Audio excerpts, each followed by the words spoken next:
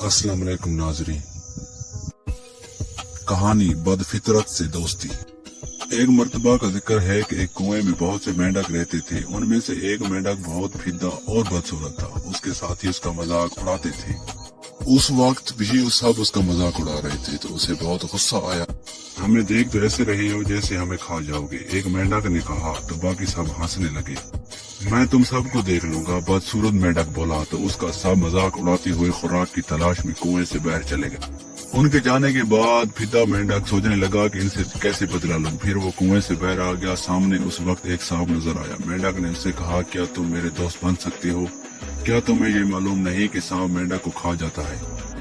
सांप ने उससे पूछा, मुझे मालूम है, लेकिन अगर तुम मुझसे दोस्ती कर लो तो मैं तुम्हें ऐसी जगह ले जा सकता हूँ जहाँ बहुत से मेंढक हैं। फिदे मेंढक ने कहा, ठीक है, तुम मुझे वहाँ ले चलो कि तुम मुझसे दोस्ती करना चाहती हो। मैं तुमसे इसलिए दोस्ती करना चाहता हूँ क्योंकि मैं उन सब मेंढकों से बदला लेना चाहता हूँ जो हर वक्त मेरा मजाक उड़ाती है। मेंढक ने सांप को बताया तो सांप ने जवाब में कहा, ठीक है दोस्त, चलो मैं तुम्हारा बदला जरूर लूंगा। चुनाचा मेंढक सांप को अपने साथ कुएं में ले गया, जहाँ बाकी मेंढक उन दोनों को देखकर खौफजदा हो गए। बहुत अकड़ते थे, तुम सब मेरा बड़ी मजाक उड़ाते थे, आज मेरा ये दोस्त तुम सबको खा जाएगा। फिदे मेंढक के कहते ही सांप ने एक एक मेंढक को हड़प कर लिया। उसके बाद उसने फिदे मेंढक को गुस्से से देखा जो उसे दोस्त समझकर कुएं में लाया था। फिर सांप ने उससे कहा, अब मैं तुम्हें भी खा जाऊंगा, मगर हम तो दोस्त हैं। फिदे मेंढक ने डरते डरते कहा, सांप किसी का दोस्त नहीं होता बेवकूफ, अब मैं तुझे भी नहीं छोड़ूंगा।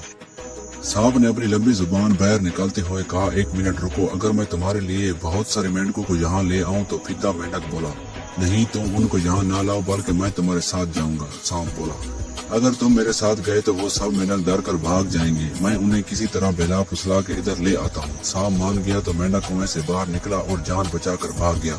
उसने सोच लिया था कि आइंदा किसी सांप से दोस्ती करने का सोचूंगा भी नहीं, क्योंकि दोस्ती फितरत देख कर करनी चाहिए।